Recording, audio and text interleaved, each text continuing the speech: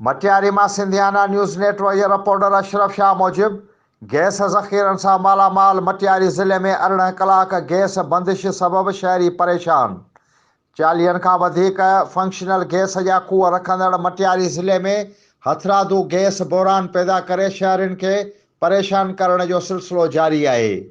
मटियारी शहर तोड़े आसपास जे इलाइक़े में 16 खां 18 कलाक गैस जी बंदिश सबबि शहरी सख़्त परेशानी खे मुंहुं ॾेई रहिया आहिनि। अक्सर शहरी काठियूं वठी या होटलुनि तां मानियूं वठी गुज़ारो करण ते मजबूर आहिनि, जॾहिं त मौक़े जो फ़ाइदो वठंदे होटल मालिकनि 15 रुपयनि वारो नान 20 रुपया ऐं 10 रुपयनि में मिलंदड़ चपाती 15 रुपया करे छॾी आहे, जॾहिं त काठेरनि बि काठियुनि जा अघ वधाए छॾिया आहिनि, जंहिं सबबि शहरी ॿिटे अज़ाब में अची विया आहिनि।